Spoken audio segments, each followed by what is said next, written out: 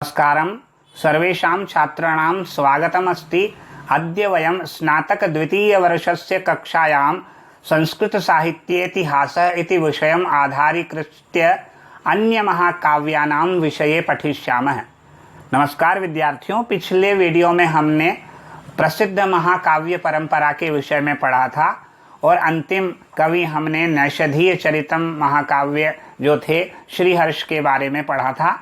आज हम अन्य कवियों के महाकाव्य पढ़ रहे हैं जिनका नाम उल्लेख मात्र यहाँ पर किया गया है, ज़्यादा विस्तृत चर्चा नहीं की गई है क्योंकि प्रसिद्ध महाकाव्यों की चर्चा हम कर चुके हैं। अन्य महाकाव्य देख लीजिए। संस्कृत भाषा में महाकाव्य रचना बहुत लोकप्रिय रही है। उपर्युक्त महाकाव्यों के अतिरिक्त प्राचीन काल में भी अनेक महाकाव्य लिखे गए थे। यह परंपरा आज तक चली आ रही है। यहाँ कुछ महाकाव्यों के नाम दिए जाते हैं। पहला है हर विजय महाकाव्य। हर विजय महाकाव्य नामक महाकाव्य कश्मीरी कवि रत्नाकर द्वारा लिखा गया, जिसका समय 850 ईस्वी माना जाता है। इस महाकाव्य में भगवान शिव की अंधकासुर पर विजय का विस्तार से वर्णन प्राप्त होता है। इसमें 50 सर्ग हैं। महाकाव्य की विशालता के कारण रत्नाकर की कीर्ति बहुत फैल गई है। रत्नाकर के समकालिक शिव स्वामी ने बौद्ध ग्रंथ अवदान शतक की एक कथा पर आश्रित कफ्फणाभ्युदय नामक महाकाव्य लिखा। तो ये कौन सा महाकाव्य लिखा इन्होंने? शिव स्वामी बौद्ध ग्रंथ अवदान शतक की कथा पर आश्रित शिव स्वामी ने कफ्फणाभ्युदय नामक महाकाव्य लिखा। यह 20 सर्गों का बौद्ध महाकाव्य है। इसके पश्चात कश्मीर के ही निवासी क्षेमेंद्र कवि ने 3 प्रसिद्ध ग्रंथों को महाकाव्य के रूप में ढाला। ये हैं महाकाव्य रामायण मंजरी, भारत मंजरी और बृहत कथा मंजरी।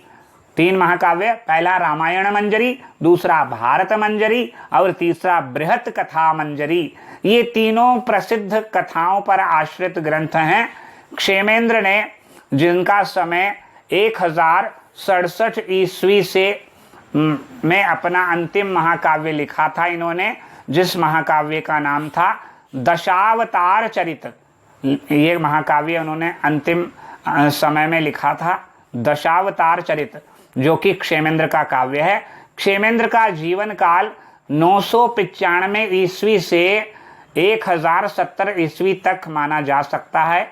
एक अन्य कश्मीरी कवि मंक ने श्रीकंठ चरित नामक महाकाव्य 25 सर्गों में लिखा। कवि मंक है और ग्रंथ है श्रीकंठ चरित महाकाव्य। ये है महाकाव्य 25 सर्गों में लिखा, जिसमें शिव द्वारा त्रिपुर की पराजय का वर्णन है। त्रिपुरासुर की पराजय का वर्णन है।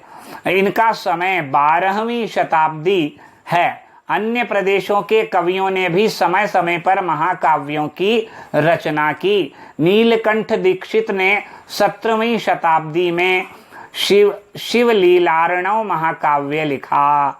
देखिए, नीलकंठ दीक्षित ने 17वीं शताब्दी में शिवलीलार्णव महाकाव्य लिखा। 12 सर्गों में लिखा। कितने सर्ग थे इसके? 12 सर्ग। शिवलीलार्णव। इसके पश्चात रामभद्र दीक्षित का पतंजलि चरित। रामभद्र दीक्षित का पतंजलि चरित, ये 8 सर्ग में निबद्ध है ये महाकाव्य पतंजलि चरित। इसके बाद वेंकटनाथ का यादवाभ्युदय, धनेश्वर सूरी का शत्रुंजय महाकाव्य, धनेश्वर सूरी का शत्रुंजय महाकाव्य। वाग्भट्ट का नेमी निर्माण काव्य। वीर नंदी का चंद्रप्रभ चरित। हेमचंद्र का धर्माभ्युदय इत्यादि महाकाव्य भी प्रसिद्ध हैं। कुछ महाकाव्य विभिन्न देवताओं तथा शास्त्रीय विषयों के निरीक्षण के लिए भी लिखे गए। कुछ महाकाव्य शास्त्रीय विषय वस्तु के निरीक्षण के लिए भी लिखे गए हैं। हेमचंद्र का, जिनका समय 1088 से 1172 ईस्वी का माना जाता है, किनका? हेमचंद्र का समय 1088 से 1172 ईस्वी माना जाता है। उन्होंने कुमारपाल चरित नामक 28 सर्गों का महाकाव्य लिखा। कुमारपाल चरित 28 सर्गों का महाकाव्य लिखा, जिसके प्रथम 20 सर्गों में व्याकरण के नियमों के अनुसार संस्कृत भाषा के रूपों का प्रयोग दिया गया है और अंतिम 8 सर्गों में प्राकृत तथा अपभ्रंश भाषा के व्याकरण संबद्ध रूपों का प्रयोग है। इसे दव्याश्रय काव्य भी कहा जाता है। इसे दव्याश्रय काव्य भी कहते हैं। आधुनिक युग में भी संस्कृत महाकाव्यों की रचना हो रही है।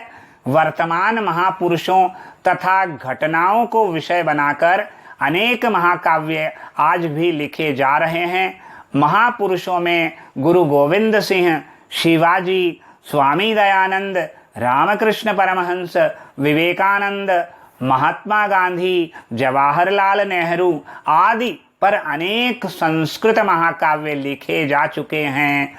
आधुनिक काल में प्राचीन विषयों पर भी अनेक महाकाव्य लिखे गए हैं। यही नहीं, विदेशी धर्मों के महापुरुष भी संस्कृत महाकाव्य के विषय बने हैं। नाटक के समान महाकाव्य भी आधुनिक संस्कृत कवियों की अत्यधिक लोकप्रिय विधा है और महाकाव्य की जो रचना आज वर्तमान काल में भी विभिन्न कवियों के द्वारा की जा रही है। यहाँ पर हमने महाकाव्य परंपरा को संपूर्ण रूप से महाकाव्य परंपरा का अध्ययन कर लिया है। अगले वीडियो में हम महाकाव्य के पश्चात जो ऐतिहासिक महाकाव्य की परंपरा है, उस ऐतिहासिक महाकाव्य के विषय में पढ़ेंगे। तब तक के लिए धन्यवाद।